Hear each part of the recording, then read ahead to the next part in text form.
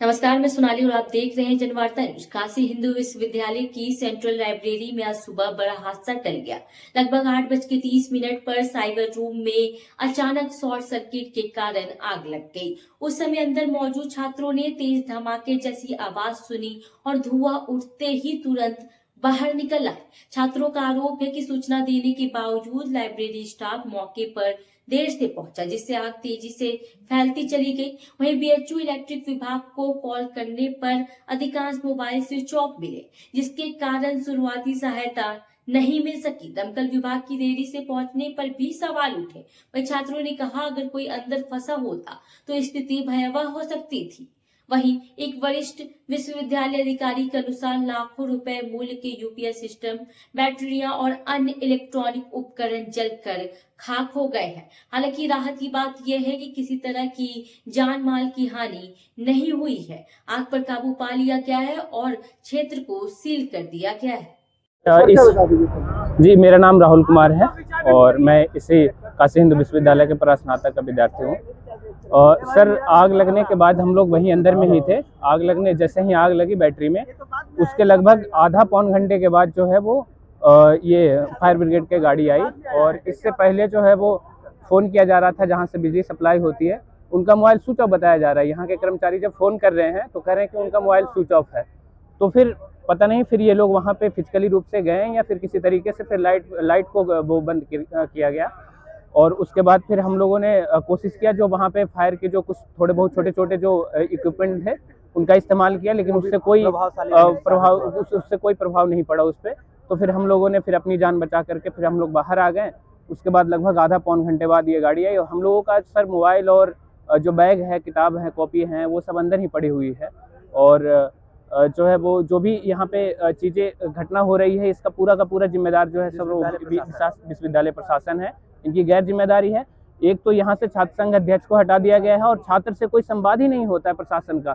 जब भी आप संवाद करने के लिए जाएंगे तो आपके ऊपर लाठी चलाया जाएगा, डंडे मारे जाएंगे और भगा दिया जाएगा। आपकी बात को सुनने वाले है ही नहीं, कोई नहीं है।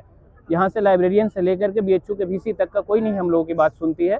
हम लोगों को मतलब ये है चीज़ें कि जैसे ये छोटी मोटी चीज़ें हैं, अगर पहले बहुत नॉर्मल हुआ था, बैटरी में थोड़ा सा शॉर्ट सर्किट हुआ था और शॉर्ट सर्किट होने में लगभग 15 मिनट लगा, धीरे धीरे हो रहा था। बहुत एकदम रैंडम प्रोसेस से नहीं हुआ, बहुत पहले ही कंट्रोल किया जा सकता था। लेकिन ये लापरवाही की वजह से फिर इतनी बड़ी जो है हादसा हुई है। हो सकता था कि इसमें किसी की जान भी जा सकती थी, लेकिन समय रहते सर हम लोगों ने बाहर निकल लिया। कुछ सुनते नहीं है। उत्तर प्रदेश के अग्निशमन विभाग की भी गलती है।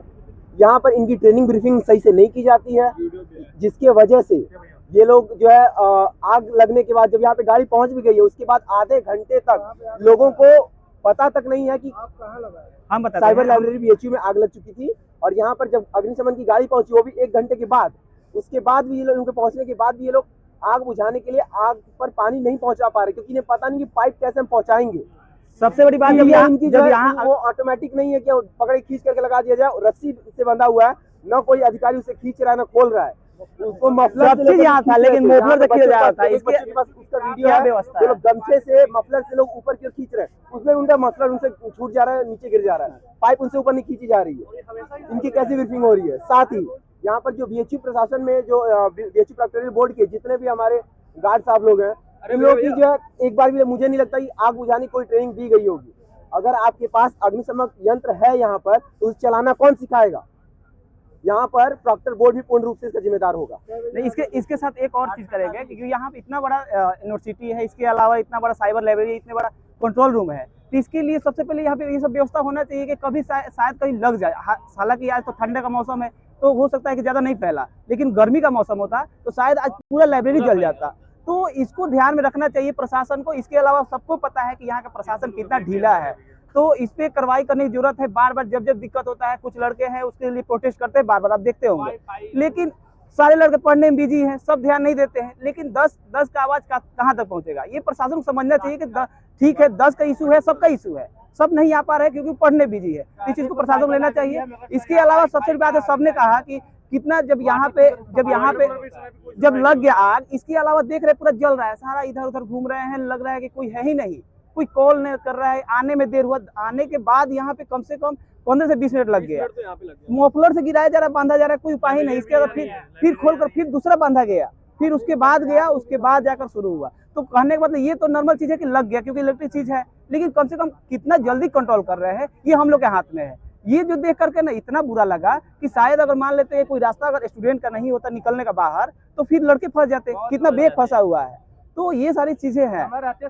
हाँ, लेकिन हालांकि सारे लड़के बाहर निकल गए, ये अच्छी बात है हम लोग के लिए, लेकिन अभी भी कुछ बेग है, तो उसके लिए कोई ज्यादा चिंता की बात नहीं है। आज बस आग लगा है तो पता चल रहा है, और नॉर्मल दिन भी तो इशू आता है। आज हाँ, आग लग गया तो आप लोग आ गए, आग लग और गया। नॉर्मल दिन वाईफाई हमेशा हर समस्या दिन। रहता है। वाटर कूलर के लिए हर बार कॉल करो तो कोई मतलब नहीं है, हाँ। आरओ की मशीन नहीं है, हॉट वाटर के लिए कुछ नहीं है, बस नाम का है, बजट अलॉट होता है बार बार।